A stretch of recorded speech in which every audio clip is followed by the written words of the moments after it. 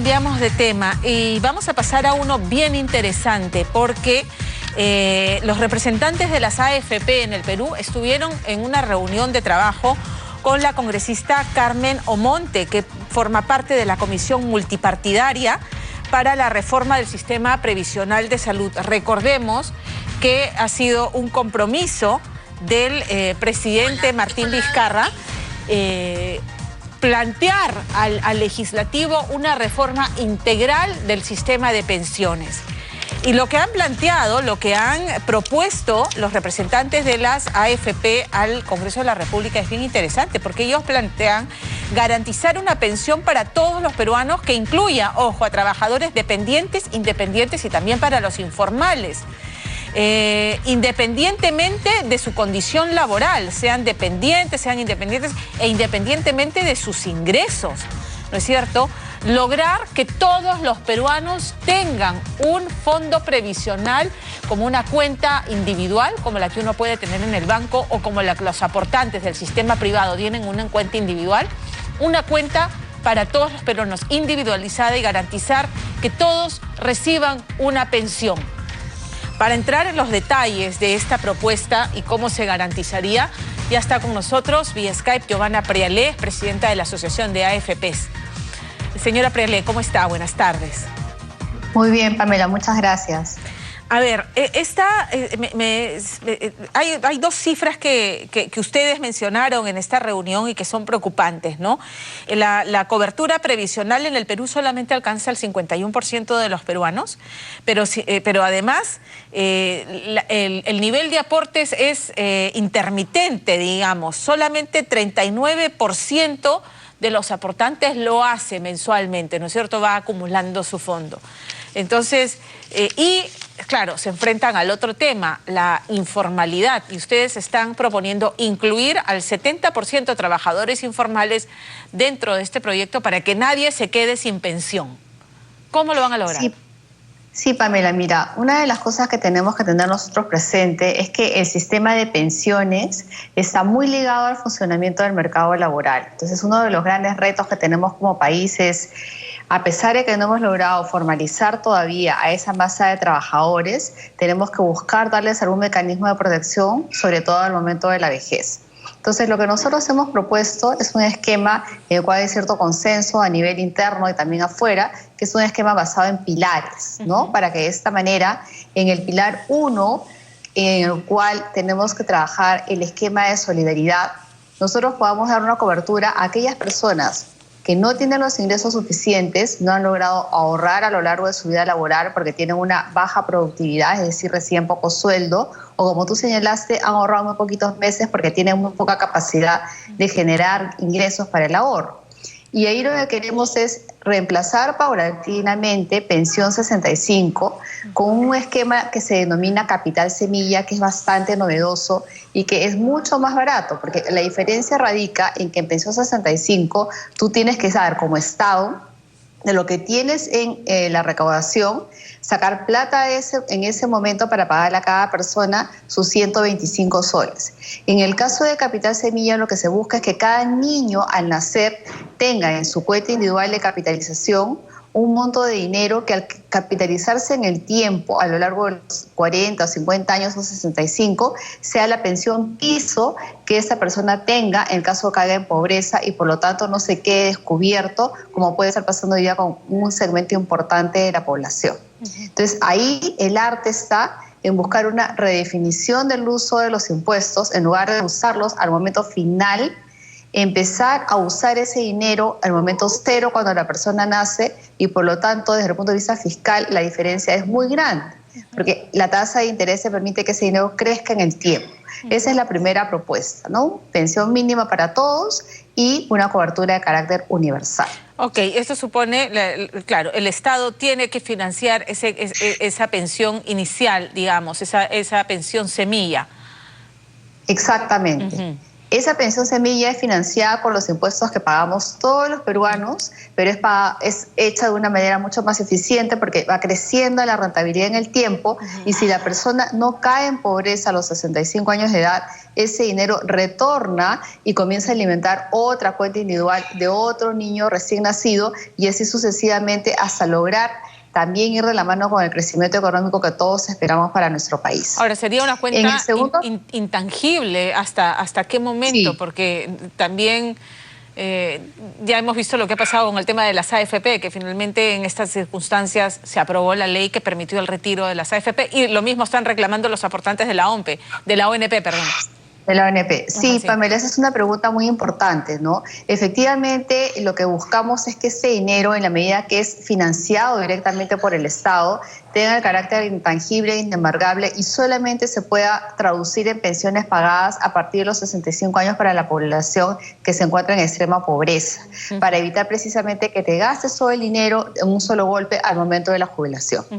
Por arriba de ese pilar, que es el pilar 1, que es el pilar solidario, que tiene que ser fuerte, porque tiene que cubrir pobreza de toda la población, tenemos el pilar 2. En ese pilar 2 lo que buscamos es alimentar cuentas individuales de capitalización, pero adicional al ahorro que puedan realizar las personas de ingresos un poco más altos, medios, ¿no? Porque es población que no está en extrema pobreza, entonces es población de ingresos medios y altos, que esos puedan tener dos componentes. Por un lado, recibir la devolución del impuesto general a las ventas, el IGB, hasta el 1%, y por el otro lado, recibir una contribución que se llama contribución equiparada en el caso del Estado. Por cada 65 soles que pone un trabajador, el Estado le pondría otros 65 soles hasta llegar a una pensión garantizada.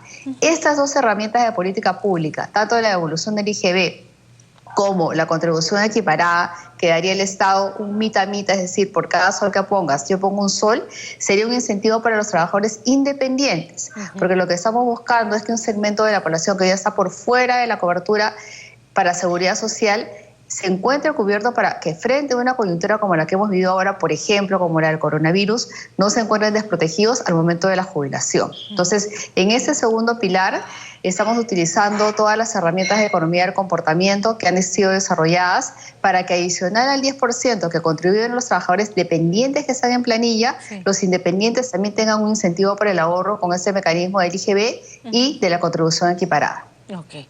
Perfecto. Ahora, el tema porque la propuesta plantea que independientemente de los ingresos, al hablar de cuentas personales pero universalizar, no sé, individuales pero universalizarlo, ¿qué ocurre con aquellas personas que hacen contribuciones intermitentes, ¿no? O sea, hay independientes que tienen trabajo un mes, otro mes no les fue bien, ¿no? Y no pueden permanentemente aportar lo mismo. O hay varios meses que simplemente estuvo desempleado y no pudo aportar. Correcto. En el caso de los trabajadores independientes, como te mencionaba, ¿no? Lo que se busca es alimentar. Recordemos que dentro de los independientes tenemos dos grandes grupos, ¿no? Aquellos de ingresos más bajos que probablemente van a caer en el pilar 1, es decir, va a ser población de ingresos bajos cubierto con esa pensión universal financiada por impuestos, pero tenemos arriba la población que de repente sí tendría capacidad de ahorro, pero desconfía un poco porque ve que esto es a muy largo plazo. Entonces, el incentivo concreto es, por cada sol que tú pongas, el Estado te va a colocar un sol para que tu dinero pueda ir creciendo en el tiempo. ¿Eso qué te va a permitir? Reducir estos vacíos, ¿no? Que tú tienes a lo largo del año. De repente 12 meses cotizas 5, pero de repente vas a lograr cotizar ahora ya no 5 sino 7. Entonces comienzas a incrementar la frecuencia de aportes o reduces las lagunas previsionales porque la gente comienza a tener mayor frecuencia en aportación. Segundo, en lugar de que aportes 65 soles, ese mes vas a tener 65 tuyos y 65 del Estado, los 130 soles. Y en el caso del cual no hayas logrado contribuir ni un solo sol, porque de repente ese año te fue muy mal, tienes todavía la devolución del 1% del impuesto general a las ventas de todo lo que has logrado consumir a lo largo del año, que sí iría a tu cuenta individual de capitalización.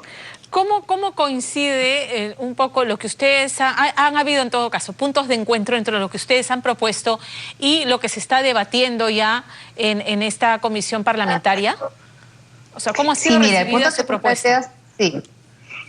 Recordemos que la comisión que ha conformado y que está a cargo de la congresista Monte ya ha recibido varias personas, varios invitados, tanto invitados de organismos internacionales como el Banco Interamericano de Desarrollo, la propia CEPAL, la OIT y también invitados nacionales, ¿no? Profesores de algunas universidades, académicos.